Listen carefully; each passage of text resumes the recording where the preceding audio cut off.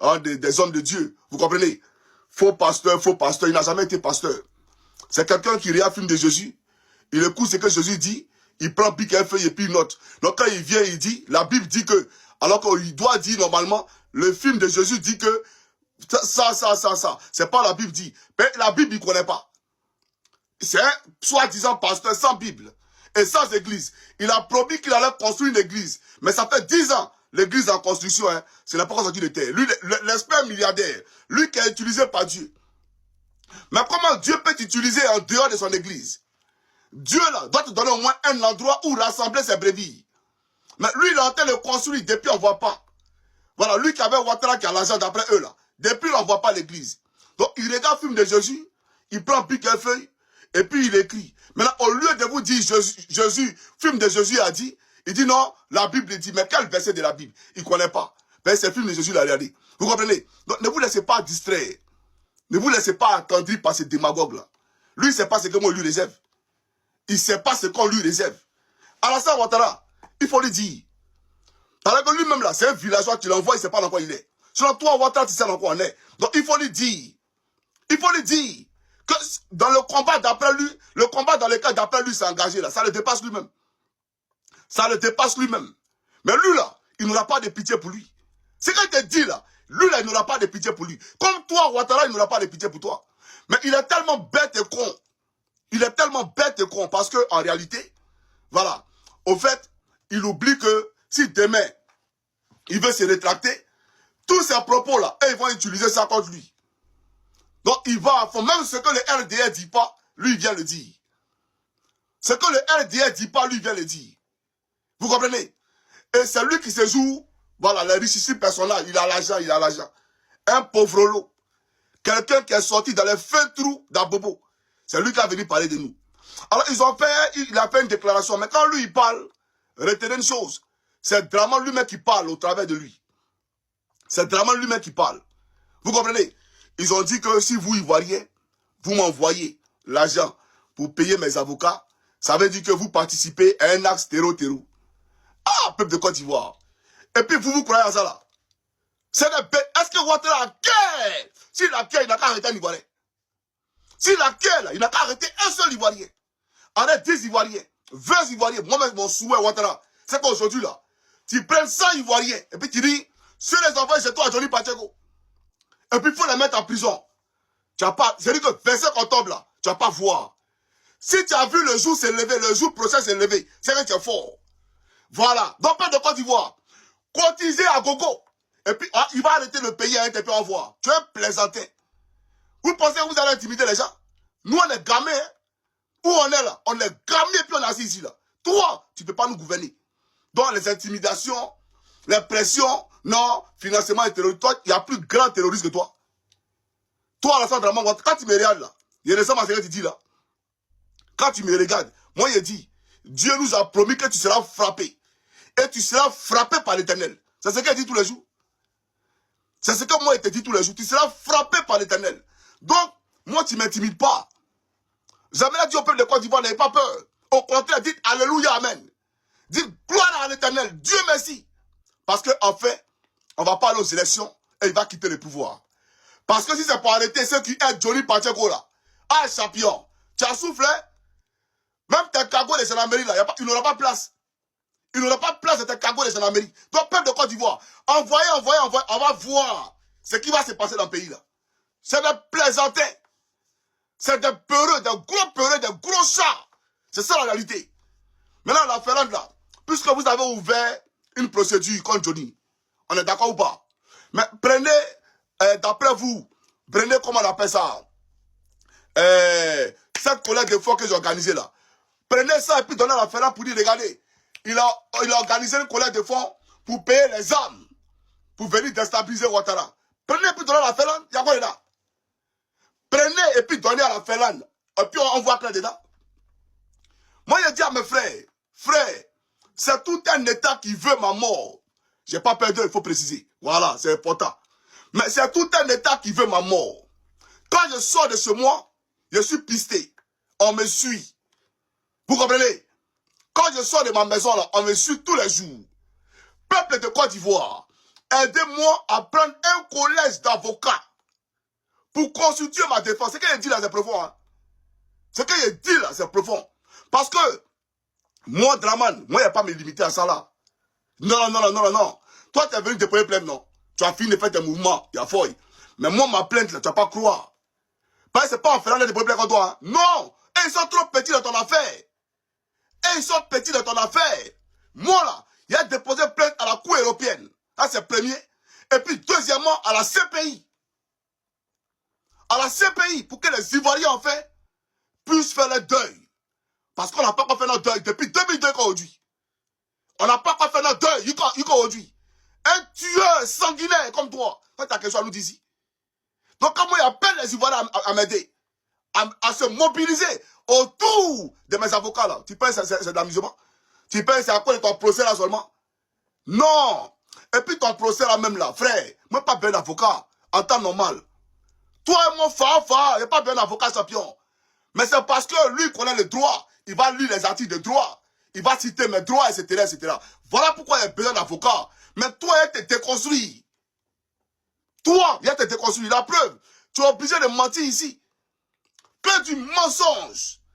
Moi, je m'attendais à ce qu'on me pose des questions politiques. Mais en réalité, on m'a posé quelques questions. On m'a posé des questions auxquelles je ne m'attendais pas. Vous voyez, tu es assis là comme ça. Tu t'attends à une question politique. Et puis on dit non. Tu as tué tous les homosexuels de Côte d'Ivoire. Mais tu es choqué. C'est-à-dire que, avant de répondre, toi, tu es choqué d'abord. Donc, pour retrouver tes esprits, ça prend au moins quelques secondes pour répondre.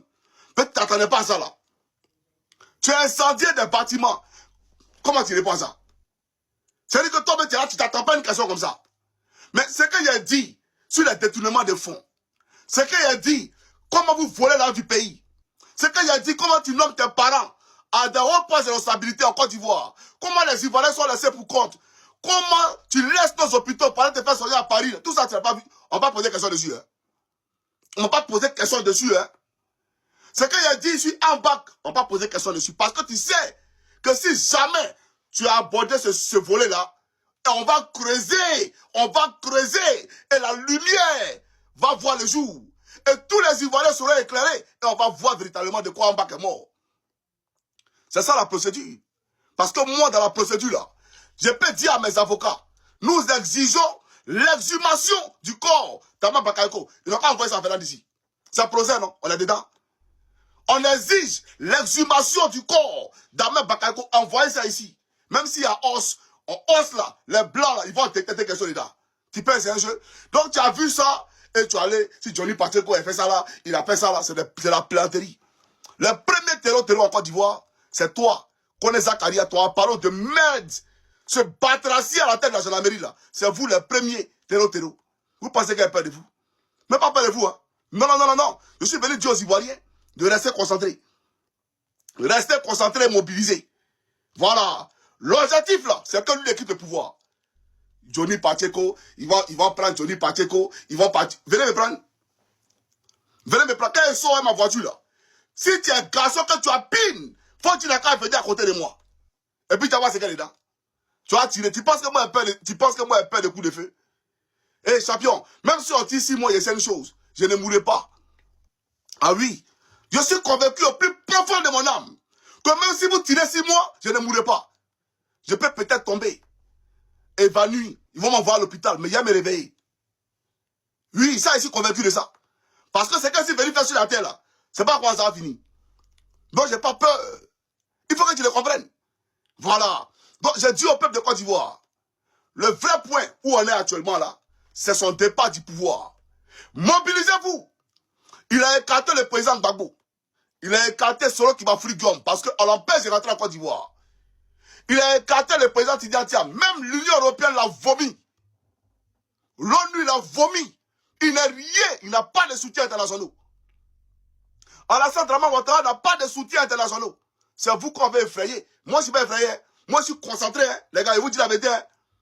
Je suis très concentré où je suis assis ici. Là. Donc, ne venez pas me distraire. Quand tu peux m'intimider. Moi, je suis un militaire champion. Il faut bien me l'aider les yeux. Moi, je suis un mono. Tu ne peux pas m'intimider. C'est nous, là, la dissuade.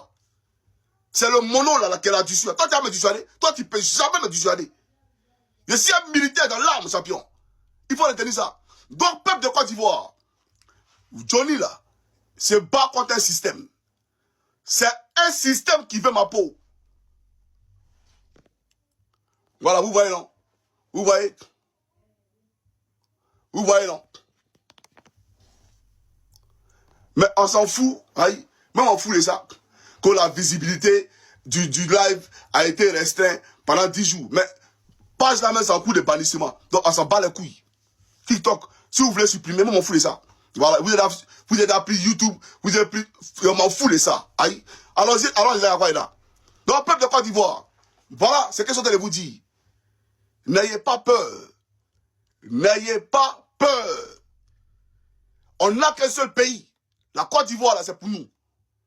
On a trop laissé sans rien faire. On a trop regardé sans rien dire. Et trop, c'est trop. Trop, c'est trop. Un voleur, un truand, on dit pas ce mot ici. Il m'en bat les couilles, je l'ai dit ici. C'est ce qu'il est. C'est un assassin. Alassane Dramane Ouattara. Tu as quelque chose à me dire ici. Et j'ai la preuve de tout ce qu'il a dit. Tu es un criminel. Ta place est en prison. Et tu as venu parler quoi? Moi, j'appelle le peuple de Côte d'Ivoire à m'aider. Non, si vous aidez Johnny Pacheco, tu es malade comment Alassane Dramane Ouattara? Tu es malade comment? Prends la vidéo là, faut envoyer ça à la police. Faut leur dire que tu es malade, que tu es un psychopathe. Enfoiré là. Il y a moi ce bougnoul là. Que non, si vous aidez Johnny Pacheco, voilà ce qui va se passer, voilà ce qui va se passer. Mais ils m'en bat les coups champions. J'ai dit à mes frères et sœurs de Côte d'Ivoire, je n'ai pas voulu ouvrir un numéro orange en Côte d'Ivoire parce que vous savez que s'il y avait ouvert un numéro Wave ou orange en Côte d'Ivoire, on aurait assassiné la personne. Vous le savez très bien. Voilà. C'est pour protéger mes frères ivoiriens que j'ai décidé d'ouvrir un compte, bien entendu, au Mali. J'ai envoyé mon gars commissaire spécialement de Paris pour aller au Mali. Vous comprenez? Spécialement de Paris pour aller au Mali. Moi, j'ai appelé ici à ce qu'on cotise pour des malades. J'ai appelé à ce qu'on cotise pour des malades. Mais est-ce que l'argent là, j'ai dit envoyer ça au Mali, envoyer ça au Bénin. J'ai dit envoyer ça aux malades là. Envoyer ça aux malades. Mais comme en Côte d'Ivoire, on ne peut pas cotiser pour moi. On fait comment? On va trouver un pays où on peut cotiser pour moi. C'est tout. Maintenant, eux, ils parlent là. Et ils sont sûrs que si moi j'avais ouvert cette collecte de fonds en Côte d'Ivoire là, ils allaient permettre ça. Est-ce qu'eux, ils allaient permettre ça? Ou bien eux, ils pensent que la dictature qu'ils font en Côte d'Ivoire là, ils vont faire ça au Mali. Votre dictature là, vous allez envoyer ça au Mali. Et moi, c'est plaisantin là. Maintenant, si tu es un garçon, il faut arrêter les Ivoiriens. Qu'on va voir. Tu penses que quoi? Et Alassane Dramane Ouattara, si moi, Chris Yvon, d'après vous, je suis un terreau. D'après vous, c'est vous qui dites, moi, je ne sais pas. Ok. Mais il y a longtemps, je suis en prison. Il y a longtemps, la Ferrand m'a pris pour me mettre en prison. Tu peux moi m'asseoir à la maison ici. Toi, tu penses que moi, je m'assois à la maison ici. Il y a longtemps, ils ont cassé ma porte. Il y a longtemps, ils ont cassé ma porte. Donc, ce que tu dis là, c'est des bêtises. C'est le coloris. Donc, peuple de Côte d'Ivoire, ne vous laissez pas distraire. C'est des bêtises. Toi, tu penses que tout ce que tu as dit ici là, si ils ont la preuve, et ils soupçonnaient que Johnny Pacheco était dans un réseau bizarre. Toi, tu penses que moi, je suis assis ici là. Il y a longtemps, il y a longtemps, en prison. Il y a longtemps, en prison. Ah, moi, ce menteur là. Toi, tu penses que tu peux me distraire. Tu n'es rien. Tu n'es rien, toi là, tu n'es rien. Tu fais croire au peuple de Côte d'Ivoire, tu es frère les gens. Gens braves, tu es brave, tu es. Hey, n'importe quel État peut saisir n'importe quel État pour dire, je vais lui là. Mais on voit maintenant si tu peux arriver à tes fins. C'est là le vrai point. Tu veux qu'il parte à Abidjan, non? Faut prouver ça en voir. Viens me prendre en partie. Viens me chercher. Il ne s'agit pas de dire, j'ai saisi tel État. Est-ce que autant de guéris là, il n'a pas géré les comptes des gens? Toi-même, tu as géré les comptes des pro-Gbagbo. Les ministres de Gbagbo là, tu as géré les comptes. Jean-Jacques Béchot, il est mort comment? Il était malade, il ne pouvait pas se soigner, puis tu as bloqué son nez. Bon Bobré est mort comment? Tu as bloqué son jeton. Ça, c'est plus que la mort. C'est plus que tuer quelqu'un. Tu comprends ou pas? Donc, si toi, tu as le pouvoir de bloquer les comptes des gens, c'est parce que tu es l'État. C'est parce que tu as la tête du pays. D'accord? Donc, c'est au nom de ces faits-là que tu utilises ton pouvoir, que le peuple de Côte d'Ivoire, le peuple souverain de Côte d'Ivoire t'a donné, et puis tu touches les pays pour dire, je vais telle personne, je vais telle personne. Parce que ces pays comme la Finlande là, croient que le peuple de Côte d'Ivoire t'a choisi comme les souverains, comme les guides, comme les leaders. Voilà pourquoi tu as une crédibilité. Voilà, ils sont été supprimés encore. On s'en bat les couillons. On s'en fout. Donc le peuple de Côte d'Ivoire là, ce peuple de Côte d'Ivoire, quand la Finlande t'écoute là, ils se disent que tu as une crédibilité parce que tu as été élu. Mais tu n'as pas été élu, on sait. Tu es venu par les armes. Mais, pour te dire à toi, Draman, si un jour le pouvoir change, n'importe quel président peut faire ça là. N'importe quel chef d'État peut faire ce que tu fais là. Il n'y a rien qui est sorcier dedans. Il n'y a rien qui est magique dedans. Il n'y a rien qui est extraordinaire dedans. Non, j'ai saisi tant. Babo connaît là. Tu as voulu le faire kidnapper à Paris pour l'envoyer, bien entendu, en Côte d'Ivoire. Mais est-ce que ça aboutit? Quand ils l'ont envoyé dans le coin où on déporte les gens là, mais il est passé devant un juge, non? Le juge a dit quoi? Il dit on ne va pas les rapatrier. C'est ça l'Europe. Les juges là, ils sont impartiaux. Ils sont indépendants. Voilà. Donc où il y a les droits là, ils disent qu'il y a les droits. Tu penses que c'est un juge à la con en Côte d'Ivoire là? Tu penses que c'est un démagogue de soi-disant procureur là? Tu penses au village ici? On n'est pas au village ici. Hein? Il faut que tu le comprennes. Donc une chose est de dire, je saisis l'État finlandais. Mais une chose est d'exécuter ce que tu as promis aux Ivoiriens là. C'est-à-dire l'arrivée de Johnny Pacheco là. Tu parles en Mauritanie. Tu as pris ce type, tu n'as même pas honte. Un vieillard comme toi. Toi, un faiseur de coup d'État. C'est Gbagbo Laurent. C'est lui souvent qu'il parle là. Et ça me fait mal, hein? C'est lui. Toi, tu peux aujourd'hui venir te plaindre contre quelqu'un en Finlande. Parce qu'il parle. Mais et toi qui as attaqué Gbagbo Laurent, on fait comment? Ce que tu as fait à Gbagbo Laurent, on fait comment? On peut en parler? Ceux qui ont fait ça à Gbagbo, ils sont là. Hein? C'est les préfets militaires. C'est les généraux dans ton armée. Ils sont là, on les voit, on les connaît. Ils jouissent d'une impunité totale dans le pays. Ils roulent dans les grosses voitures de 100 millions dans le pays. Ça, tu n'as pas de quoi ici. Tu peux faire les Ivoiriens, Jean Brave, tu n'es rien, champion. Tu n'es rien. Tu es frère les gens, hein. Il y a un petit, ça, un coucou en crise, Yvon. Lui, tu ne le ferais pas.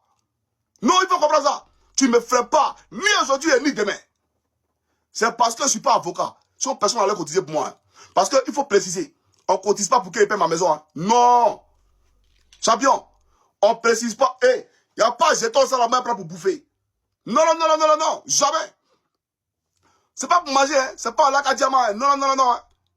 Je mène un combat pour le peuple de Côte d'Ivoire. Je n'ai aucun réseau. Toi, tu as tes réseaux. Moi, mon réseau, là, c'est le Ténèbre Jésus-Christ et le peuple de Côte d'Ivoire. Et donc, si Dieu doit m'aider, il ne descendra pas dans ma maison ici pour me donner une valise d'argent ou bien pour dire, voilà 30 000 euros, 40 000 euros, il faut prendre des avocats. Dieu va susciter des gens dans le peuple de Côte d'Ivoire. Voilà comment Dieu travaille. Voilà comment l'Éternel il travaille. Il va toucher des gens, puis ils vont venir t'aider. Tu as compris ou pas? Donc, quand il fléchit chez nous, là, et puis il dit au Seigneur, voilà ma situation. Pas parce qu'il a peur de toi. Hein. Non, hein. Ça n'a rien à voir. Hein. Je prends un avocat ou des avocats pour laver mon image. Parce que je ne suis pas ce que tu veux présenter ici aux gens.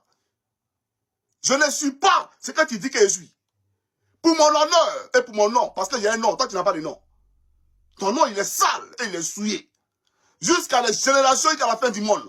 Votre génération sera souillée et sale. Moi, mon nom n'est pas souillé. Hein. Et mes frères ivoiriens peuvent être en Côte d'Ivoire. Moi, j'ai attaqué en Côte d'Ivoire. Non, par rapport à quoi? Quand tu me regardes, c'est pas Zakaria. Quand tu me regardes, là, il pas Chérif Ousmane. Moi, je te dis que le Seigneur m'a promis que tu as quitté le pouvoir. Donc, mon armée, là, c'est l'Éternel. Et de même que Dieu a suscité des gens pour m'aider, là, ou qui sont en train de m'aider, là, Dieu va susciter aussi des gens pour t'enlever au pouvoir. C'est tout. Et parmi ces gens-là, il y a Johnny Pacheco dedans. Parmi ces gens, il y a Johnny Pacheco. Tu n'arrêteras jamais ma parole, Draman. Et je te dis, même si je me retrouve en face de vous, toi tu penses que tu as fait quoi? Mais t'es gassé moi en même temps. T'es gassé, je ne peux pas parler. Et puis elle te dit ce qu'elle pense. Même si tu veux taper moi, ils m'en foutent de ça depuis demain. Toi tu penses que qu'est-ce qu'on n'a pas vu de la vie? Qu'est-ce que moi, je n'ai pas vu dans ma vie? Je te dis une chose. Peut-être que tu ne sais pas quelque chose. Tu sais comment je suis venu en venant d'ici? C'est Dieu qui m'a envoyé ici. C'est Jésus-Christ qui m'a envoyé en Finlande ici. Je ne connaissais pas la Finlande quand j'ai quitté la Côte d'Ivoire. Je sais qu'une fois en classe de terminale D, on a étudié le sorties d'été, le sorties d'hiver. D'accord? Je ne savais même pas qu'un jour j'allais me retrouver dans un pays comme ça. C'est Dieu qui m'a envoyé ici. Avant de rentrer en Finlande, à la frontière de Saint-Pétersbourg, parce qu'il y avait un visa, un faux visa, bon, une fausse carte de séjour dans mon passeport. Une carte de séjour qui a été confectionnée par un gars qui s'est fait appeler pasteur Bitian Samuel. Bitian Samuel. Après la crise post-électorale, d'abord il a voulu m'envoyer au Maroc. J'ai dit non, je ne quitte pas l'Afrique pour aller en Afrique. Ma destination finale, c'était pour aller à Paris, chez mes parents. Parce qu'il y a la famille à Paris. Tu comprends ou pas? Côte d'Ivoire, non seulement il y a eu un visa de 1 mois de la Russie, d'accord? Et il a pris, dans le visa 1 mois, il a pris au moins 3 semaines à Abidjan. Il a fallu que je le menace, bon pas, voilà, mais que je hausse le ton pour que ce monsieur-là se décide à m'envoyer. Mais moi, à l'époque, je ne peux pas savoir que le papier était faux. Je ne le savais pas. Je n'ai jamais fait l'Europe, ça ne m'intéressait pas. C'est toi à cause de toi, là. Et tes pantalons sautés de FSI, là. FSI, moi, je suis assis à ma petit go. On est assis en train de bâmer. Et puis, je vois un FSI qui arrive, il a porté béret de gendarmerie. Et il y a eu de où? Moi, mon béret. Lui, il a porté béret de gendarmerie. Il a porté galon de policier. Batterie de haut forêt. Et puis, il a porté veste de douanier. Et puis, il a léqué en bas de ses pieds. Et puis, il a queue de cheval dans sa main. Maintenant, il a calage dans sa main. Je suis assis comme ça. Il a ma chérie, il dit, ouais. Ouais. Et dans le baki, tout le monde savait que c'était mono. Je me suis senti humilié, déshabillé, diminué, dévalué. J'ai eu très mal. J'ai dit, moi, plus jamais dans ma vie, trahir ça va m'être porté. Et le serment que je me suis donné là, j'ai respecté ce serment, je n'ai plus jamais porté trahir. Je n'ai plus jamais porté trahir. Je suis allé récupérer mon argent à Yamsokoro. Voilà, mon salaire à Yamsokoro, je suis allé récupérer mon salaire à Yamsokoro. J'étais à Poboué. Et j'ai dit, où est-ce arrivé à Poboué ici là? Il ne retourne plus à Makori, ni Koumassi. D'ici là, moi, il décolle un gars. C'est comme ça qu'il a décollé. Quand je suis arrivé à Moscou, à l'entrée de Moscou, il me restait une semaine pour que mon visa expire. L'immigration me pose des questions si je viens chez quoi ici. Qu'il reste une semaine, même s'il reste 2 jours. Je peux venir visiter aujourd'hui puis retourner aujourd'hui. Mais il y a eu un Africain qui a vu qu'il y avait, voilà, et qui est venu traduire, qui est venu faire la traduction. Et puis, ils m'ont laissé partir. Parce que je n'étais pas intimidé. Je n'étais pas dissuadé. Je suis un militaire. Et il y avait cette sérénité-là dans l'âme. Donc, je suis rentré à Moscou. Et de Moscou, ce pasteur-là, Bitian Samuel, il a fermé ses téléphones. Il m'a laissé livrer à moi-même. Alors que ma grand-sœur se trouvait en Espagne avec son mari. Je crois qu'il y avait une convention là-bas, d'accord? Et ils sont retournés sur Paris après. C'est elle qui m'a envoyé l'argent pour dire, petit frère, il faut quitter ce pays-là aujourd'hui. J'ai pris mon billet de train de Paris et de Moscou à Paris. Il faut écouter très bien, Draman. De Moscou à Paris. Et ce jour-là où on devait embarquer, ils m'ont dit, ton papier là, c'est un papier de comment on appelle ça, de l'Union européenne. On passait d'un pays qui n'est pas dans l'Union européenne. Il te faut un visa de transit. Sinon, là-bas, ils vont t'arrêter. C'était de la Biélorussie. La Biélorussie. Et je leur ai demandé, on fait comment pour avoir un visa de transit? Il dit, il faut aller à l'ambassade, ils vont mettre un tampon dans ton passeport. Attends, le train décolle. Hein. Donc, moi, rapidement, je prends un taxi. Je cours pour aller à l'ambassade.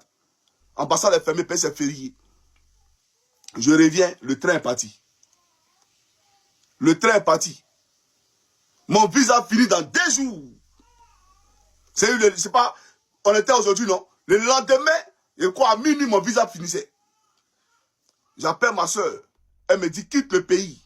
Elle m'a envoyé l'argent encore parce qu'ils ont enlevé 3 000 € comme on appelle ça, comme pénalité. Vu qu'il n'est pas voyagé. Donc les frais là, ils ont enlevé 3 000 € dedans, comme frais.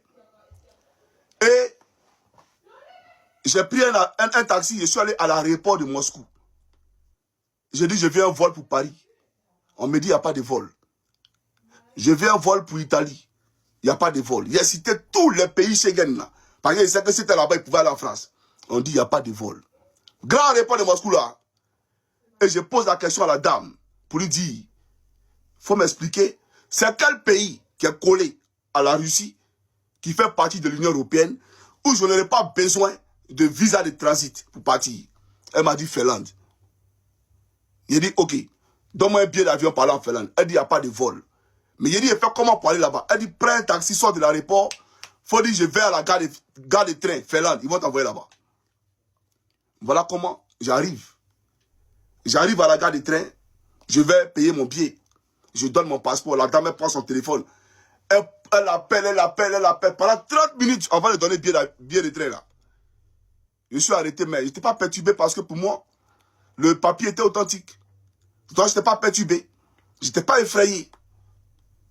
Donc, elle m'a donné finalement le billet. Je monte dans le train. On quitte Moscou la nuit. On arrive le lendemain, vers 6 h du matin, à Saint-Pétersbourg. À Saint-Pétersbourg. Arrivé à Saint-Pétersbourg, nous, on ne descend pas. Les hôtesses prennent tous les passeports et puis elles s'en vont à l'immigration pour y mettre des tampons. Je t'explique ça pour que tu comprennes. Dans quoi tu te mets? L'homme que tu traques là, qui l'a envoyé ici? Je vais t'expliquer ça. Voilà. Automatiquement, c'est-à-dire quelques minutes après, il y a une dame policier de l'immigration russe qui est rentrée dans ma cabine avec un gros chien, des bergers allemands là. Et elle a commencé à le chien a commencé à me... Vous voyez un peu. Et la dame, elle dit, bon, où est ta valise? J'ai vu ma valise. Elle dit, bon, ok, tout est bon. Et puis elle est sortie de ma cabine. Et automatiquement, on voyait de l'autre côté, c'est-à-dire dehors, à l'extérieur du train, des policiers courir en direction de ma cabine. Mais moi, je ne savais pas, en ce moment-là, pour qui ils couraient. Alors qu'en réalité, c'était moi. C'est après qu'on comprend ça. Donc, elle courait pour venir vers moi. La dame est descendue. La femme policière, là, qui est venue avec son chien, là, elle est descendue et elle les a bloqués là-bas. Il faut les voir en train de se chamailler. Les deux policiers et la dame. Et eux, ils font comme ça.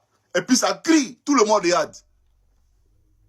Elle a arraché le passeport, là. Elle a payé les hôtesses. Elle dit, tenez, train n'a qu'à partir. Elle dit que train ne bouge pas. Elle dit, train n'a qu'à partir. C'est resté comme ça, quand elle a donné un ordre autoritaire. Elle dit, train n'a qu'à partir. Et le train a commencé à bouger.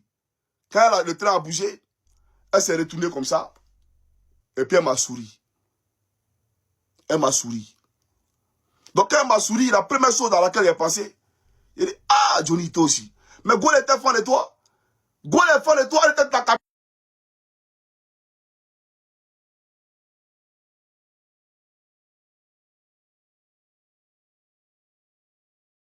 Donc, le train, il démarre. Moi, je suis couché. Mais Draman, ce qu'elle te dit là, il faut bien écouter maintenant. Je suis couché. Je ne dors pas, hein. Je ne dors pas. Je suis couché comme ça. Parce que c'était un lit superposé. Il y avait un blanc qui était en bas. Et il y a une lumière venue des vitres de la fenêtre. Sur mes yeux, sur mon visage. Moi, il n'y a pas encore vu lumière comme ça sur la terre ici. Lumière qu'elle a vue là, qui scintillait comme ça là. Il n'y a pas encore vu ça sur la terre ici. Et il y a une voix qui m'a dit, ton papier est faux, ils vont t'arrêter. Et la lumière a disparu. Donc, je dis, mais attends. Donc, je regarde le blanc qui est en bas. Je dis, mais, tu as entendu la voix là? Il dit, non, lui, il n'a pas entendu de voix. Donc, moi, il parle. Ah! Donc, pour finir, pour ne pas qu'on me prenne pour un fou, je suis calmé. Donc, je regarde du côté de la vitre pour voir qui m'a parlé. Et je vois le drapeau de l'Europe. Vous voyez le drapeau de l'Europe là, le drapeau bleu là, les étoiles là. Je vois le drapeau de l'Europe. Et le train s'arrête automatiquement. Il y a un policier qui monte dans ma cabine. Police, passeport, police, passeport. Je prends mon passeport, je lui donne. You, Norway, il me demande si il vient de la Norvège, etc. Je dis oui. Il dit, descends, viens. Donc moi, je le suis. Il dit, bon, prends ta valise et puis descends. Donc je prends ma valise et puis je descends. Mais en ce moment-là, je n'avais plus la même sérénité que j'avais quand j'étais à la gare de Moscou, quand je payais mon billet de train là. Je n'avais plus la même sérénité. La sérénité qu'il y avait, où je savais que mon papier était authentique là, je n'avais plus. Parce que j'ai entendu, ton papier est faux, ils vont t'arrêter. Terminé. J'ai entendu ça. Donc je savais que c'était faux. Donc ils m'ont dit qu'ils vont vérifier. Ils vont vérifier si mon papier est authentique. Ils vont me laisser partir. Et me vont payer mon billet d'avion et partir. Il dit, mais il a voulu jouer maintenant. Non, ça c'est du racisme. Payer ici noir. Non, c'est payer ici noir. Parce qu'il y a beaucoup d'hommes d'entrée là. Pourquoi c'est moi vous avez pris? Ils m'ont pris, ils m'ont déshabillé dans ces jours-là. Ils m'ont déshabillé, tout et tout. Il y a un peu de qualité. Mais rappelez, il y a un peu de qualité dans une boîte là. Puisque vous connaissez, quand on veut voyager pour la première fois par là à Bengue, on nous ment tellement que non, il faut prendre un peu de qualité. Puis là, il fait froid. Donc il y a un peu de qualité. Le policier me regarde, il dit, ça là c'est quoi? Il dit, c'est pommade. Il pose la question encore, ça là c'est quoi? Il dit, c'est pommade. Il répète encore, il dit, hey, il dit, c'est pommade, regarde. C'est pommade, c'est pommade. C'est pommade qui est là. Fous-moi la paix. Voilà, c'est pommade. Il te dit, c'est pommade. Et c'est comme ça que, ils viennent maintenant me voir. Ils disent, ils ont appelé la Norvège. Que le papier, ça là, c'est un faux papier. Que c'est pas un papier norvégien. Dans la journée dans pain. Moi, je suis dans pain. Il a dit quoi? Parce qu'il sait que papier est faux, on m'a dit, je suis au courant de ça. Donc, il fait comment? Donc, c'est assis. Mais la seule personne à laquelle je pensais, c'était ma grande soeur. La fille de ma mère. Parce qu'elle s'est démerdée pour que je puisse quitter la Côte d'Ivoire. Elle s'est vraiment démerdée. Parce que je vous l'ai dit, si ma grande soeur n'était pas là, je ne serais pas de ce monde. Je ne serais pas de ce monde. Parce qu'il a été le seul à regarder en face un officier de gendarmerie pour lui dire que c'est un rebelle. À l'escadron de Yopougon. Avant la crise. Surveillance BAC. Quand le chef Souko m'a désigné pour dire que tu vas surveiller BAC au collège jeune fille de Yopougon. Quand je suis arrivé, puis il a voulu qu'on change mon nom pour mettre Bamba Gaoussou. Je lui ai dit, pourquoi le commandant d'unité signe en même mon nom là quand il m'a enlevé? Il lui, il parle et puis moi il parle. Toi tu es qui? Toi tu es qui? Ta même autour des dirigeants africains aujourd'hui aussi, qui leur donnent des mauvais conseils, qui font pression sur eux pour violer la constitution, pour faire plus de 2 mandats chez des criminels. Le monde part en couille. Ils doivent passer à la cour d'assises, ces gens-là, parce qu'ils n'aident pas les dirigeants. Voilà les pressions qu'on fait sur Talon de prolonger son mandat. Et il dit non. Il dit non. De l'autre côté, Alassane Ouattara cédait à la tentation, puisque les coups de fil, les appels, tout ça là, lui il a cédé. Par contre, au Bénin, Patrice Talon n'a pas cédé. Et aujourd'hui, il fait la fierté de l'Afrique. Et je crois que c'est ça les principes démocratiques. Non, bien sûr, la fonction du président de la République l'a vieilli. Au niveau d'Abidjan, Alassane Ouattara dit la fonction du président de la République l'a rajeuni. Oui. Il n'a pas dit comme ça. Mais puis il a dit dans sa déclaration qu'il est en bonne santé. Il a dit qu'il est en bonne santé, il se sent encore jeune, donc il peut compétir. Alors, voilà ce que je vais faire. Je vais faire un jeu. On n'est pas en train de jouer. Je vais tranquille rapidement un extrait des propos d'Alassane Ouattara au moment où il faisait les gymnastiques pour le 3e mandat.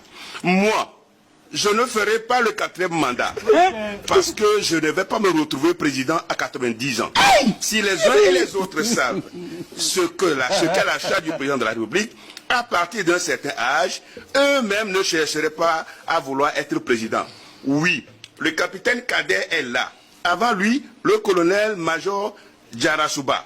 Tous les soirs, on m'amène 2 valises de documents. Oui, des noms, des signatures. Quand je finis le dîner, je travaille jusqu'à 23h. Et je me réveille à 4h30 du matin. Je travaille jusqu'à 7h et à 10h, je suis au bureau. Mais ayez pitié de moi. Laissez-moi partir pour consacrer du temps à moi-même, à ma famille, mes enfants et à mes petits-enfants. Je suis sûr que vous me comprendrez. Voilà les propos, des propos d'Alassane Ouattara. 5 ans après, il est encore candidat. Ah, et il se dit être encore prêt. C'est dommage. Pour l'amour de la patrie. Pour l'amour de la patrie. Et de surcroît, il dit que la Côte d'Ivoire est aujourd'hui en proie à des défis sécuritaires. Donc ce qui veut dire qu'autrement, à part Alassane Ouattara, personne ne pourra assurer la sécurité de la Côte d'Ivoire. Ça c'est ça. Ou bien, quand il ne sera plus là, donc la Côte d'Ivoire va disparaître. C'est l'impression que j'ai, si on parle comme ça. Je crois quand même qu'aujourd'hui, les raisons en politique, il faut avoir raison gardée. Et sa vision de transmission générationnelle a daté depuis 2020. Au moment où il choisissait Gon Coulibaly. Malheureusement, je ne sais pas heureusement, mais malheureusement, Gon Coulibaly est parti. Et je crois que c'est ce qui a justifié sa nouvelle candidature pour le 3e mandat. Aujourd'hui, il fait 4 mandats. Et cette élection et ses enjeux pour la Côte d'Ivoire, parce qu'il n'y a pas de candidat.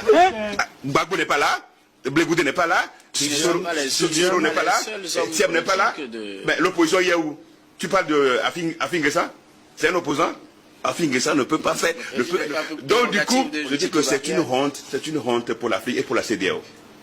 Où est la CEDEAO dans tout ça? Qu'est-ce qu'on va dire aux autres? La CEDEAO doit se prononcer sur la candidature d'un président. Mais vous savez, il y a un problème parce que il y a les médecins assermentés souvent, hein, les médecins assermentés. Mais ces médecins assermentés qui justifient aujourd'hui, à 83 ans, hein, la capacité d'Alassane Ouattara à être encore candidat, je crois qu'il y a un problème. Parce qu'on perd le c'est vraiment, ça fait mal. Ça fait mal pour l'Afrique qu'on veut rester au pouvoir, mourir au pouvoir, rester au pouvoir et mourir. Ça fait mal. C'est vrai, il l'a dit. Mais lorsqu'il fait cette déclaration et dans sa vidéo, il nous dit après mûre réflexion, donc c'est que il a analysé les propos. Ce n'est pas parce que Alassane Ouattara dit je me repositionne pour un 4e mandat avec 83 ans d'âge que c'est le déluge sur la Côte d'Ivoire. Ça, vous voulez réagir? Non, je suis désolé que quand Pedro parle, il parle ainsi. Quand un pouvoir d'Alassane Ouattara, avec qui a la manette, avec tout, avec tous les éléments qui organisent les élections, en tout cas, sauf un cataclysme. Je crois que nous devons apprendre quand même à accepter les valeurs, c'est-à-dire apporter des valeurs. Quand quelqu'un, un dirigeant d'un pays dit « je ne ferai pas le 4e mandat », et aujourd'hui, il est candidat pour ce 4e mandat, avec quand même l'honnêteté pour d'abord dire que ce n'est pas normal pour un dirigeant quand même. Dites au moins cela sur ce plateau, qu'il a dit qu'il ne fera pas le 4e mandat. C'est lui-même qui l'a dit. Non, il avait dit dans un contexte particulier. Quel est ce contexte? Non, lorsque nous parlons de valeurs ou de principes, oui. Ne pensez-vous pas que la tolérance est une valeur également qu'il faut qu'on se partage? Quelle tolérance? Non, mais la tolérance est également une... tolérer cette candidature. Je le tolère parce qu'il avait dit qu'il n'allait pas faire le 4e mandat, il le fait. Non, s'il l'avait dit. Donc en 2020, le monsieur a dit, je ne vais plus me représenter.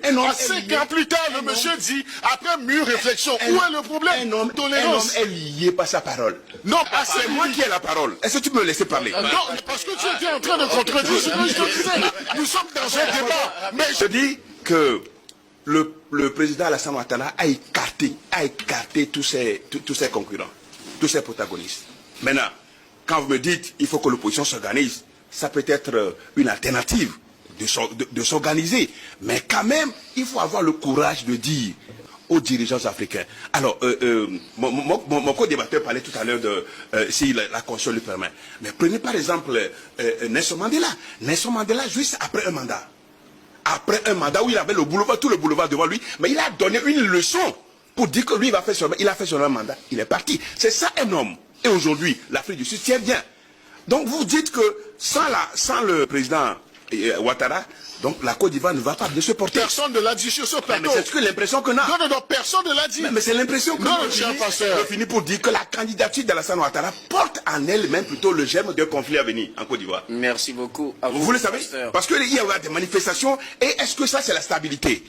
Il aurait été plus sage en renonçant à sa candidature pour permettre à la jeunesse, comme il a dit, mais il a remis encore la transmission transitionnelle de pouvoir en 2030.